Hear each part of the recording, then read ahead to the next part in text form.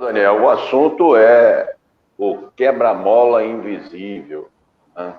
A gente tem na ilha problemas macros, esse das barcas é um problema macro, não é um problema gigante, mas a gente tem os problemas micros, né? Pequenos problemas que trazem grandes transtornos. Os quebra-molas são um desses problemas. Quer dizer, quebra-mola já é uma coisa que ninguém gosta, mas é necessário em muitas ruas, em muitas vias, até para uma questão de segurança. Mas ele precisa ser sinalizado.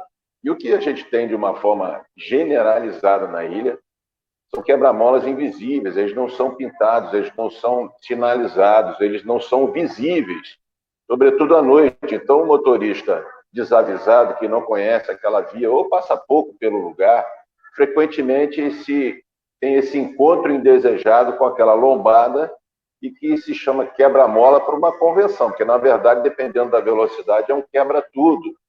E hoje em dia, aí, como mostra aí a charge, você fazer uma manutenção de suspensão do carro de outras questões que podem vir a ser atingidas numa passagem numa certa velocidade sobre um quebra-mola invisível desse, é muito caro, né? Além de ser uma questão de segurança também. A pessoa nota que o quebra-mola está ali em cima, dá uma freada, vem um outro atrás e bate, enfim, é só problema.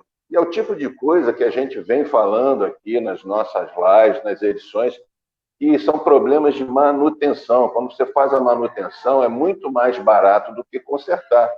Então, são manutenções que devem ser periódicas, que devem ser feitas de tempos em tempos, e são baratas. Quanto é que custa repintar um quebra-mola desse? E na ilha são centenas, dezenas, centenas, talvez, de quebra-molas nessa situação, e o usuário tem reclamado bastante com a gente aqui nas nossas redes sociais, e está aí um problema que simples de se resolver, mas que a gente não vê mobilização dos órgãos públicos em relação a consertar isso aí. E o que acontece muitas vezes? A população vai lá, compra a lata de tinta e pinta do jeito que ela acha que tem que ser. E aí pode gerar um outro problema, quer dizer, a sinalização sendo feita de forma irregular, não dentro dos padrões de sinalização de trânsito. É muito incômodo a gente ver a gente passar por uma via, não ver a sinalização, você não vê, às vezes, há locais que nem a placa tem para pelo menos indicar, ó, aqui tem quebra-mola, cuidado.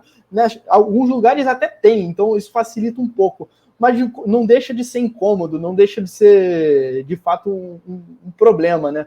E o grande problema em relação a isso é o prejuízo, né? Como você ilustrou na charge, né? Que danifica o carro inteiro, danifica várias peças do veículo. E aí, um dos questionamentos que a gente até ouve dos leitores é: beleza, a gente paga imposto, a gente paga o IPVA, a gente paga tudo que é tipo de taxa para justamente ser investido na manutenção das vias, né? E isso inclui a pintura dos quebra-molas, obviamente, né?